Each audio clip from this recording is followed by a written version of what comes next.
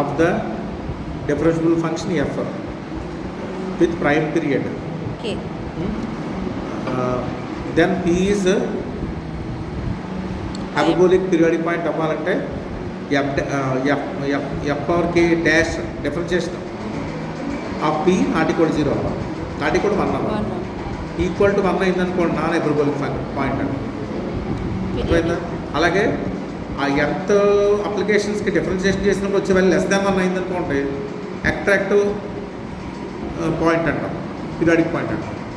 అదే డిఫరెన్షియేషన్ చేసినప్పుడు greater than 1 వచ్చిందనుకోండి రిపెల్లింగ్ చేయడం రిపెల్లింగ్ పీరియాడిక్ పాయింట్ అంటాం. ఇది వెరీ వెరీ డిఫరెన్షన్ ఇంపార్టెంట్. దాని మీద ఎగ్జాంపుల్ చూడండి.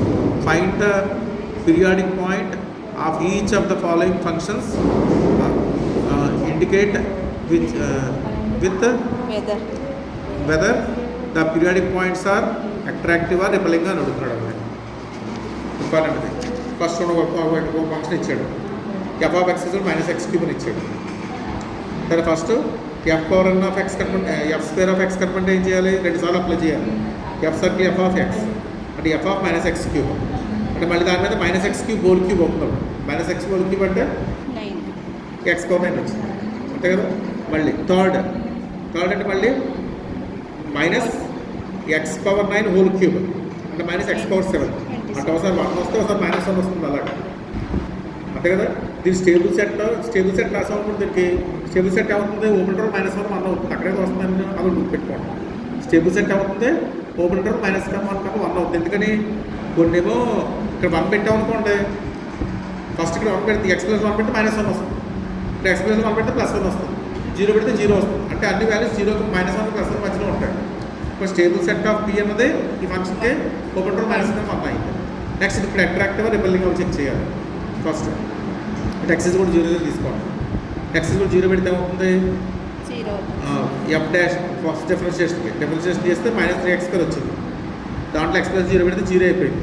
0 లెస్ దాన్ 1 కదా, కాబట్టి అట్రాక్టివ్ పీరియాడిక్ పాయింట్ ఇది 0 దగ్గర. నెక్స్ట్ 1 దగ్గర చూడండి. అలాగే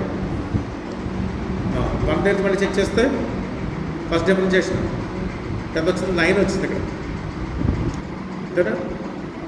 f స్క్వేర్ ఇందాక f కట్టావా, ఇప్పుడు f స్క్వేర్ కడతాం. f స్క్వేర్ కట్టినప్పుడు ఎంత వచ్చింది?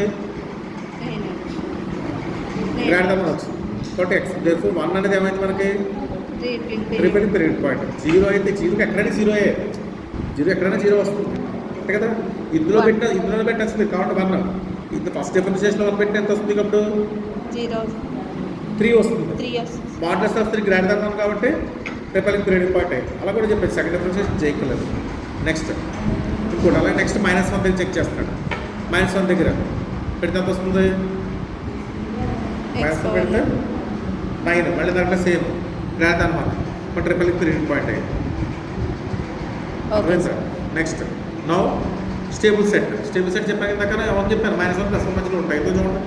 f ఆఫ్ x ఇది, f స్క్వేర్ ఆఫ్ x ఇది, f క్యూబ్ ఆఫ్ x ఇది అంటే వస్తే -1 +1 అలా వస్తున్నాయి. ఇప్పుడు వాల్యూస్ -1 +1 అంటే కదా. కాబట్టి స్టేబుల్ సెట్ ఆఫ్ s అంటే డిఫైన్ చేస్తాం. x is asymptotic to 0, x value 0 ఎదురుగా ఉంటారు. బట్ ఇవన్నీ దేని ఎదురుగా వస్తున్నాయి? -1 +1 ఎదురుగా వస్తాయి. కాబట్టి స్టేబుల్ సెట్ ఆఫ్ 0 ఈజ్ -1 వచ్చింది. నెక్స్ట్ అది స్టేబుల్ సెట్ ఆఫ్ 1 చూడండి. 1 కన్నా అన్ని దేని ఎదురుగా వస్తున్నాయి? ఓన్లీ 1 కే ఎదురుగా వస్తుంది అన్ని చూడండి. స్టేబుల్ సెట్ ఇక్కడ 1 కట్టాక 1 కడితే f square of 1 f square of అలా ఏం కంటే 1 వస్తుంది మనకి.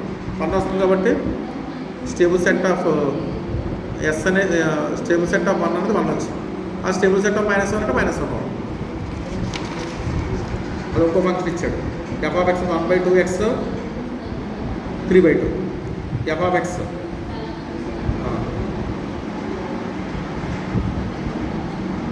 ఫస్ట్ మనకి స్టేబుల్ పాయింట్ ఫస్ట్ ఏ పాయింట్ అవ్వాలి? స్టేబుల్ పాయింట్ అవ్వాలంటే అవ్వాలి f ఆఫ్ x x అవ్వాలి. అందుకని 1/2x + 3/2 కూడా x అవ్వాలి. సింప్లిఫై చేస్తే మనకి ఎంత వచ్చింది? x/2 = 3/2 అంటే x = 3 వచ్చింది. ఓన్లీ 1 ఫిక్స్డ్ అదే ఫిక్స్డ్ పాయింట్. x అయితే 3 అనేది ఫిక్స్డ్ పాయింట్ అయింది. Next f dash of x కట్టాలి 1/2 వచ్చింది. దీనికి f డాష్ ఆఫ్ x కడితే 1/2 కదా వస్తుంది, 1/2 వచ్చింది. నెక్స్ట్ ఏం చెప్పాడు చూడండి. Since hence x is the any real number other than 3, then by mean value theorem implies there exists a real number C1, C2 and so on Cn. Real మనకి f of x minus f of 3 by f of 3 equal to f dash of 3 into x minus 3 అవుతుంది. X minus 3 తీసుకున్న stable ఇది fixed point కాబట్టి అంతే కదా, ఇది fixed point అది రాసి f dash of C1 అంటే 1/2.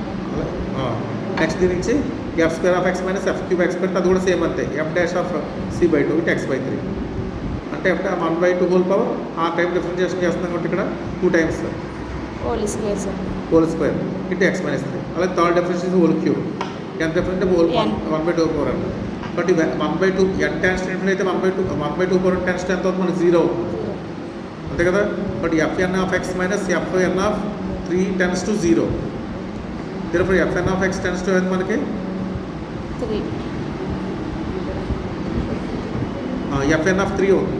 fn ఆఫ్ 3 వాల్యూ 3 మనకి, తర్వాత fn of x tends to 3 అయింది. therefore the stable set of 3 s అవుతుంది మనకి 3 అవుతుంది సార్, r వచ్చింది. ఇవన్నీ కూడా 3 రీషేప్ అవుతున్నాయి వాల్యూస్ అన్నీ 3 నీరుగా వస్తున్నాయి.